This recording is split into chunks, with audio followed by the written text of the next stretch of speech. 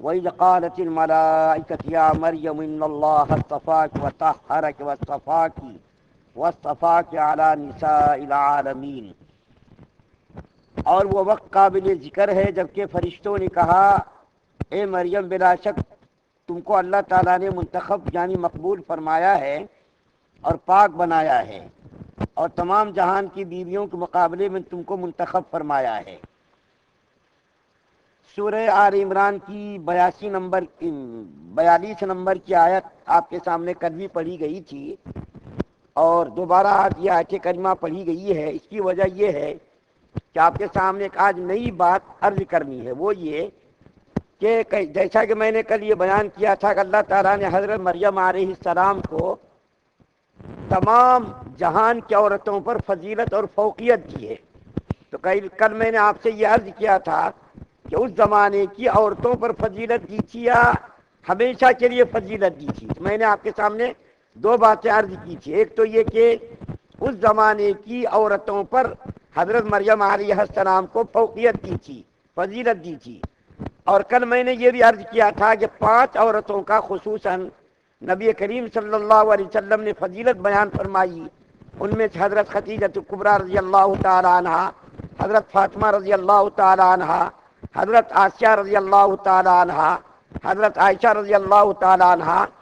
تو میں نے یہ عرض کیا تھا کہ ان عورتوں کو بعض اعتبار سے، بعض جہاد سے بعض عورتوں پر اللہ کے رسول صلی اللہ علیہ وسلم نے فضیلت دی اور بعض لوگوں نے سکوت اختیار کیا۔ اللہ کو معلوم ہے ان میں سے کون زیادہ مرتبے والی ہے، لیکن ہے پوری عورت ہے مرتبے والی۔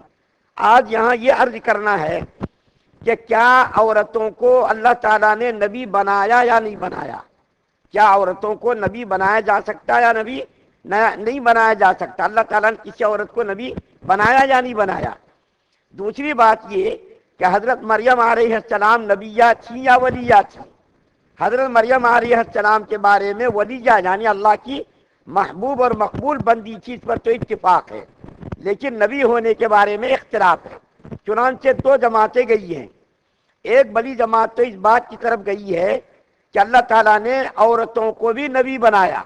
مثال کے طور پر دیکھیے حضرت محمد ابن اسحاق، ابو الحسن اشعری، قرطبی، ابن حزم اس جانب گئے ہیں کہ اللہ تعالیٰ نے عورتوں کو نبی بنایا، عورتوں کو نبی بنایا۔ اور ابن حزم رحمۃ اللہ علیہ تو کہتے ہیں کہ اللہ تعالیٰ نے حضرت حوا علیہ السلام کو، حضرت سارہ علیہ السلام کو، حضرت آسیہ علیہ السلام کو، حضرت ہاجرہ علیہ السلام کو اور حضرت مریم علیہ السلام کو، ان عورتوں کو اللہ تعالیٰ نے نبی بنایا، ان عورتوں کو اللہ تعالیٰ نے نبی بنایا۔ اس کی وجہ یہ بیان کی گئی ہے کہ ان عورتوں کو اللہ تعالیٰ نے، ان عورتوں کے پاس اللہ تعالیٰ نے فرشتوں کو بھیجا اور فرشتوں کے ذریعے سے قرآن کے اندر اس کی صراحت ہے کہ ان پر خدا کے فرشتے وہی لے کر نازل ہوئے اور ان کو بشارات من جانب اللہ، بشارات سے من جانب اللہ سرفراز فرمایا، ان تک اپنی معرفت عبادت کا حکم پہنچایا۔ حضرت سارہ رضی اللہ تعالیٰ عنہ کے بارے میں تو سورہ ہود کے اندر اور سورہ زاریات کے اندر صراحت کے ساتھ ہے کہ اللہ تعالیٰ نے ان سے جو ہے خطاب فرمایا۔ اسی طریقے سے حضرت موسیٰ علیہ السلام کی والدہ کے بارے میں بھی قرآن کے اندر سورہ قصص کے اندر ہے کہ اللہ تعالیٰ نے ان سے خطاب کیا۔ ان عورتوں سے کبھی اللہ تعالیٰ نے بے واسطہ ملائکہ یعنی ملائکہ کے ذریعے خطاب کیا اور کبھی اللہ تعالیٰ نے ان عورتوں سے بلا واسطہ یعنی ڈائریکٹ اللہ تعالیٰ نے خطاب الہی سے سرفراز فرمایا۔ اور حضرت مریم علیہ السلام کا جو قرآن کے اندر دوسرے نبیوں کے ساتھ ذکر کیا گیا ہے، جس طریقے سے حضرت ابراہیم علیہ السلام، حضرت موسیٰ علیہ السلام، حضرت ادریس علیہ السلام، حضرت موسیٰ علیہ السلام، ان انبیاء کرام کا تذکرہ کیا، اسی کے ساتھ حضرت مریم علیہ السلام کا بھی قرآن کے اندر تذکرہ کیا۔ مثال کے طور پر دیکھیے قرآن کے اندر ہے، اللہ فرماتے ہیں وَاذْكُرْ فِي الْكِتَابِ ابراہیم، اے محمد صلی اللہ علیہ وسلم ابراہیم علیہ السلام کا قرآن میں تذکرہ کیجیے آپ۔ وَاذْكُرْ فِي الْكِتَابِ ادریس، قرآن کے اندر آپ ادریس علیہ السلام کا تذکرہ کیجیے۔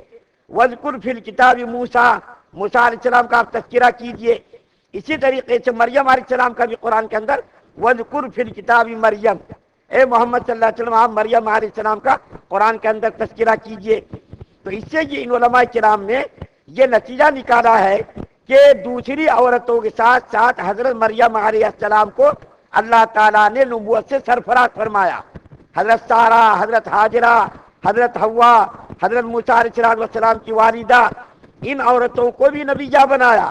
ان کے ساتھ ساتھ خاص طور پر حضرت مریم علیہ السلام کو اللہ تعالیٰ نے نبی بنایا، کیونکہ قرآن کے اندر دوسرے انبیاء کرام کے ساتھ ساتھ حضرت مریم علیہ السلام کو بھی خطاب کیا اللہ تعالیٰ نے. لیکن بعض علماء جس میں حضرت خواجہ حسن بصری رحمۃ اللہ علیہ اور امام الحربین شیخ عبد العزیز رحمۃ اللہ علیہ، اسی طریقے سے قاضی عیاض رحمۃ اللہ علیہ، یہ علماء کہتے ہیں کہ نہیں، نبی صرف مردوں کو اللہ تعالیٰ نے بنایا، صرف نبی اللہ تعالیٰ نے مردوں کو بنایا، عورتوں کو نہیں بنایا. وہ دلیل میں کیا پیش کرتے؟ قرآن کی آیت پیش کرتے، وما ارسلنا من قبلک الا رجالا نوحی الیہم. دیکھیں یہاں پر مردوں کا تذکرہ کیا گیا کہ ہم مردوں کی طرف وحی کو نازل کرتے. اسی طریقے سے ایک اور آیت دلیل میں پیش کرتے، من مسیح ابن مریم قد خلت من قبلہ الرسل وامہ صدیقہ، کہ مسیح علیہ السلام تو بس ایک نبی ہے، اس سے پہلے بھی انبیاء کرام گزر چکے، اور حضرت مریم علیہ السلام صدیقہ ہیں. ان دو آیات کو دلیل میں پیش کرتے کہ دیکھو قرآن کے اندر صراحت کے ساتھ اللہ تعالیٰ نے بیان فرمایا ہے کہ صرف ہم نے مردوں کو نبی بنایا، عورتوں کو نبی نہیں بنایا. بس ایک بات کہہ کر کے میں بات کو ختم کرتا ہوں کہ اللہ تعالیٰ نے مردوں کو اس لیے نبی بنایا کہ مرد اعضاء کے اعتبار سے، قوت کے اعتبار سے عورتوں سے زیادہ قوی ہوتے، اس لیے تاج نبوت اللہ تعالیٰ نے عورتوں کو نہیں تاج نبوت کا جو تاج عورتوں کے سر پر نہیں رکھا، بلکہ مردوں کے سر پر رکھا. کیوں؟ اس لیے کہ عورتوں کے بارے میں اللہ کے رسول صلی اللہ علیہ وسلم نے فرمایا عورتیں ناقصات العقل ہوتی ہیں اور ناقصات الدین بھی ہوتی ہیں. دین کے اعتبار سے بھی ناقص ہوتی ہیں اور عقل کے اعتبار سے بھی ناقص ہوتی ہے. یہ میں دلیل میں پیش نہیں کر رہا ہوں کہ حضور صلی اللہ علیہ وسلم نے دلیل میں یہ پیش کیا، دلیل میں میں حضور صلی اللہ علیہ وسلم کا کوئی قول پیش نہیں کر رہا ہوں، صرف میں نے آپ کے سامنے قرآن کو دلیل کے طور پر پیش کیا کہ جن لوگوں نے یہ کہا کہ عورتوں کو بھی اللہ تعالیٰ نے نبی بنایا اور حضرت مریم علیہ السلام کو نبی بنایا، قرآن کے اندر یہ آیات پیش کی میں نے، اور جن لوگوں نے کہا کہ عورتوں کو نبی نہیں بنایا بلکہ مردوں کو نبی بنایا، اس کے بارے میں نے قرآن کی آیات پیش کی. حدیث کا میں نے تذکرہ نہیں کیا، لیکن کسی دوسرے موقع پر اللہ کے رسول صلی اللہ علیہ وسلم نے عورتوں کے بارے میں فرمایا عورتیں ناقصات الدین ہوتی ہے اور ناقصات العقل ہوتی ہیں. تو صحابہ کرام نے پوچھا یا رسول اللہ، عورتیں ناقصات العقل ہوتی ہیں، ناقصات الدین ہوتی ہے، ذرا اس کی تھوڑی وضاحت فرما دیجئے. تو اللہ کے رسول صلی اللہ علیہ وسلم نے فرمایا دیکھو ناقصات الدین اس طرح ہوتی ہیں کہ مہینے میں مرد دیکھیے پورے مہینے کے روزے رکھتا مرد اور پورے مہینوں کی نمازیں پڑھتا، کبھی اس کے اوپر نماز معاف نہیں. لیکن عورتوں کے ساتھ مسئلہ یہ ہوتا کہ مہینے میں کچھ نمازیں عورتیں نہیں پڑھ سکتی، عورتوں کی یہ مجبوری ہے، عورتیں مہینے میں کچھ نمازیں نہیں پڑھ سکتی، کم سے کم 3 روز، زیادہ سے زیادہ 10 روز. ان دنوں میں عورتیں نماز پڑھنے سے قاصر رہتی. اسی طریقے سے رمضان کے مہینے کا معاملہ ہے کہ مرد کے اوپر تو پورے رمضان کا روزہ رکھنا فرض ہے، اگر کوئی بیمار ہو، مسافر ہو، اس کی بات الگ ہے. لیکن اگر کوئی مسلمان کوئی معذور نہیں ہے تو اس کے اوپر پورے مہینے کا روزہ رکھنا فرض ہے مردوں کے لیے، عورتوں کے لیے نہیں. عورتوں کے لیے تو کچھ دنوں میں روزہ رکھنا منع ہے. تو کہتے ہیں کہ یہ دلیل ہے کہ عورتیں ناقصات الدین ہوتی ہیں. اور دوسری بات کیا؟ ناقصات العقل. ناقصات العقل اس اعتبار سے عورتوں کو کہا گیا مردوں کی ایک گواہی، مرد ایک اور عورت دو، مرد ایک اور 2 عورتیں اس کے قائم مقام ہوتی ہیں. مثال کے طور پر نکاح کا مسئلہ ہے کہ اگر 2 مرد نہ ہو تو 2 عورت ہو یا 1 مرد ہو. دیکھیے 2 عورتوں کو 1 مرد کے قائم مقام قرار دیا گیا کہ اگر 2 مرد نہ ہو، 2 مردوں کی موجودگی میں نکاح کرنا جائز ہے، 2 شہادت دینے والے مردوں نکاح ہو جاتا. لیکن 2 عورتیں اگر ہو تو نکاح نہیں ہوتا، اس کو ایک ہی مرد کے برابر قرار دیا گیا. اسی طریقے سے عدالت میں کوئی مسئلہ پیش ہوا ہو، اگر کوئی عدالت میں کوئی مقدمہ قائم ہوا تو وہاں پر بھی 2 عورتوں کو 1 مرد کے قائم مقام قرار دیا گیا ہے. اس اعتبار سے تو عورتیں کیا ہے؟ ناقصات العقل ہیں.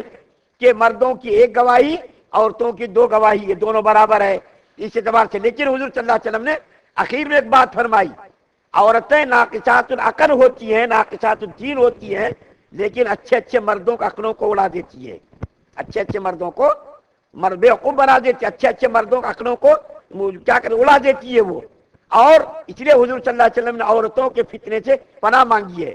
حضور صلی اللہ علیہ وسلم نے فرمایا پہلی امتوں کا فتنہ کیا تھا؟ مال تھا، اس امت کا فتنہ کیا ہے؟ عورت ہے۔ حضور صلی اللہ علیہ وسلم عورتوں کے فتنے سے پناہ مانگا کرتے تھے۔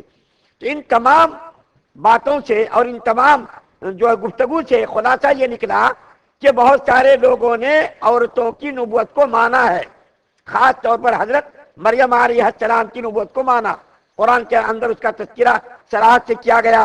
اور بعض لوگوں نے جو انکار کیا اس کی دلیل بھی موجود ہے کہ وہ کمزور ہوتی ہیں جسمانی اعتبار سے، قوت کے اعتبار سے، عقل کے اعتبار سے، دین کے اعتبار سے۔ اس لیے بعض علماء نے اس سے استدلال کیا کہ عورتوں کو نبوت کے لیے اللہ تعالیٰ نے منتخب نہیں کیا، کیونکہ جو کام مرد کر سکتا ہے وہ کام عورت نہیں کر سکتی ہے، جو ذمہ داریاں مرد نبھا سکتا ہے وہ ذمہ داری عورت نہیں نبھا سکتی ہے۔ یہ بات بالکل نئی بحث، اس سے پہلے کبھی یہ بات نہیں ہوئی اور آئندہ بھی اس بات کے ہونے کا کوئی امکان نہیں ہے۔ اللہ تعالیٰ سے دعا ہے کہ اللہ تعالیٰ ہم تمام مسلمانوں کو سننے سے زیادہ عمل کرنے کی توفیق عطا فرمائے۔ سبحان اللہ و بحمدہ، سبحانک اللہم۔